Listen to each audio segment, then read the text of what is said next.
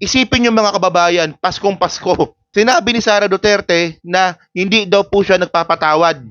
Sara Duterte, hindi po talaga ako magpapatawad. Pero dahil ako ay Vice President, kailangan ko sabihin sa inyo na yan po ang mensahe at diwa ng Pasko.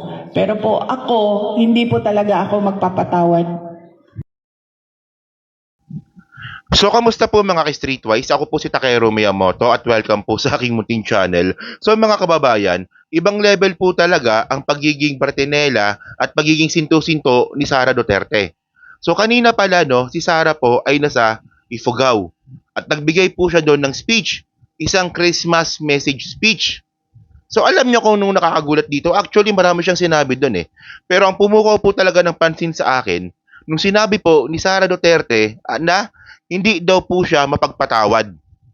Isipin niyo mga kababayan, Paskong Pasko. 'Di ba? Paskong Pasko, December po. Sinabi ni Sara Duterte na hindi daw po siya nagpapatawad.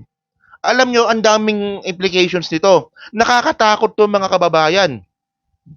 Tatakbo-takbo ka bilang politiko, tapos ngayon, hindi ka pala mapagpatawad. Parte po ng trabaho ng isang politiko ang mabatikos. Well, ang gawin mo kasi, ayusin mo yung trabaho mo para hindi ka makasuhan. O ito, pakita ko sa inyo, no? So ito, balita ito from Politico. Actually, may video pa nga tayo nito eh. Hinanap po talaga ito. Okay? So sabi dito, no?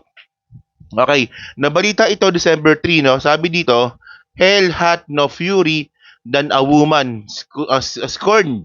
Scorned, no? Sara Duterte, hindi po talaga ako magpapatawad. So, ibig sabihin nun mga kababayan, yung mga congressman, di ba, yung mga tao, kahit mga vlogger, pati rin po kayo na bumabatikos kay Sara Duterte, hindi po kayo patatawarin nito. Lagot kayo. Pag ito naging presidente, lagot talaga tayong lahat.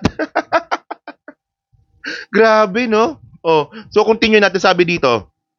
Oh, Duterte made it clear to her enemies once again that there be hell to pay after an impeachment complaint was filed against her in the House of Representatives. So yung akbayan, yari kayo dito. Pati yung Chewy ni Kian de Los Santos. O pati ikaw pa, Father Flavi, yari ka dito. Pag ito si Sara naging presidente, nako, babalikan tayo nito, no? Pati yung mga vlogger. So sabi dito, visiting the province of Ifugao Wednesday, December 3. As a part office of the Vice President anniversary celebration, the Vice President reminded the audience that Christmas is the season for giving and loving. O, di ba? So, teka lang ha. It's getting worse. Teka lang. Di ba? She, however, said she's an exception to observing kindness during the Yuletide season. O, di ba? So sabi ni Sara Duterte, ang Pasko daw po ay panahon daw po ng pagmamahalan, pagbibigayan. Pero siya daw po exempted.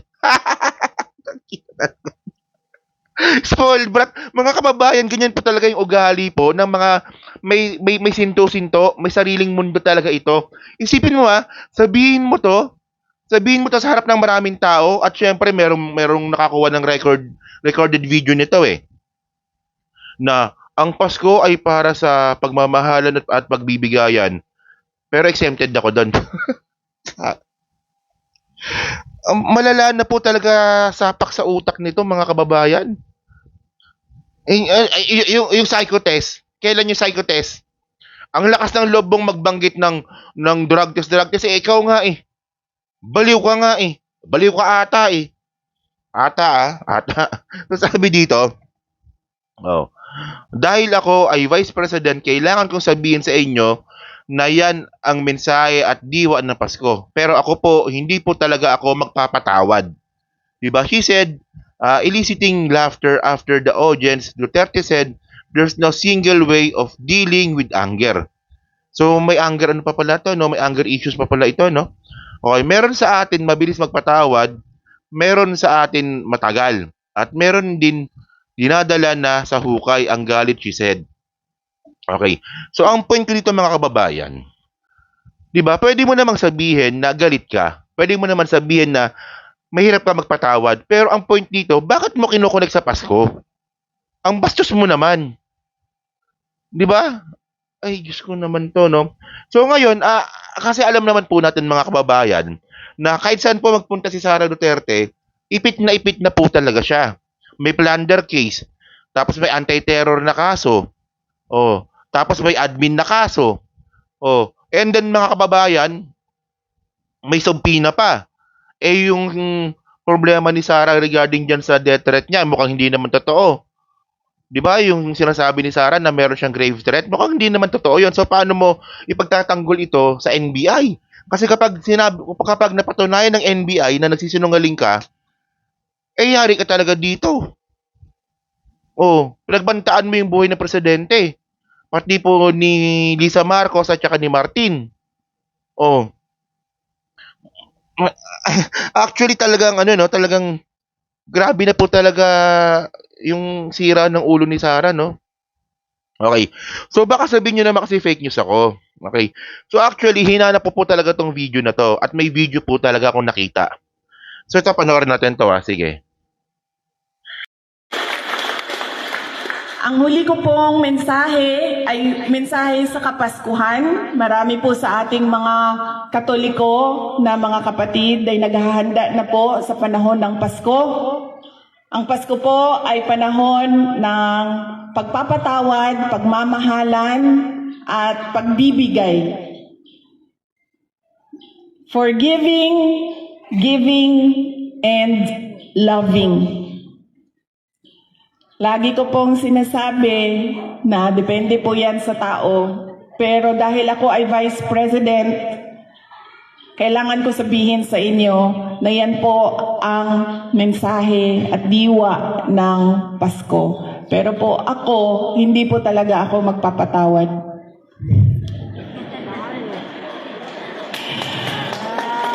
Pero kailangan ko sabihin sa inyo na ang Pasko ay panahon ng pagpapatawad. Nasa sa inyo na yan. Kung magpapatawad kayo, dahil iba-iba naman ang tao eh. Diba? Meron sa atin mabilis magpatawad, meron sa atin matagal, at meron sa atin dinadala na talaga sa hukay ang galit.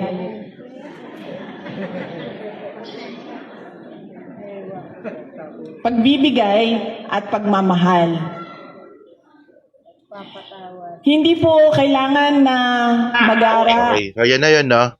So actually, mga kababayan, napansin nyo, no? Nung sinabi ni Sara Duterte na hindi ako magpapatawad, nagkaroon po ng isang, siguro mga 3 seconds na awkwardness silence. Kasi hindi alam ng mga tao kung papalakpak ba sila o hindi. So actually, mga kababayan, no? Bilang isang public servants, wala kaming pakialam sa feelings mo. Kung galit ka, edi galit ka. Pero ang punto dito, no, tingnan mo ito yung mga bagay na hindi mo na dapat ginawa, pinagmalaki mo pa.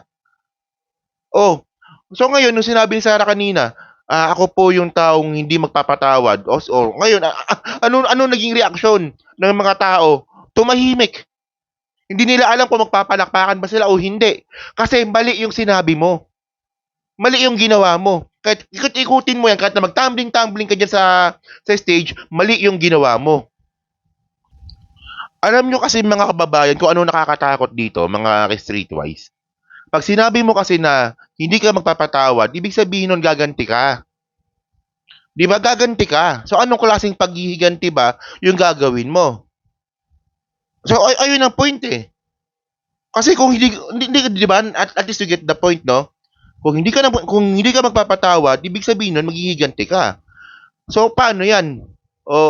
For example, tanga yung mga Pilipino, naging presidente ka.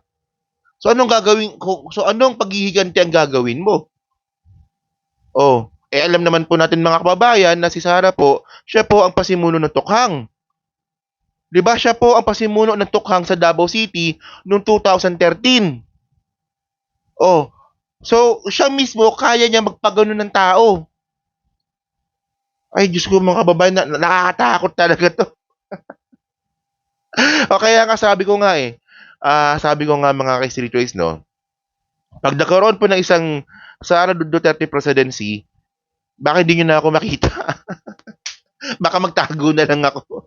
Kung saang lupalop ng Pilipinas or ng mundo ko mapunta. Kasi sinabi na po ni Sara Duterte, hindi daw po siya magpapatawad. At sinabi niya po ito, siningit niya pa talaga yung mensahe niya sa Pasko. So alam nyo kasi, kaysa ganyan na manakot ka Sara Duterte, no? Well, ang point dito, the more na nagsasalita ka, the more na nakikita ng tao yung weaknesses mo. 'Di ba? Kasi ako simula pa lang mga streetwise. Hindi talaga ako naging hindi talaga ako naging Sara Duterte supporter. Hindi talaga. Kahit nung sindigong po yung presidente noon, pro-admin naman ako noon, pero hindi po ako naging Sara Duterte supporter. Kasi nga po, hindi ko po talaga siya nakikitaan ng galing.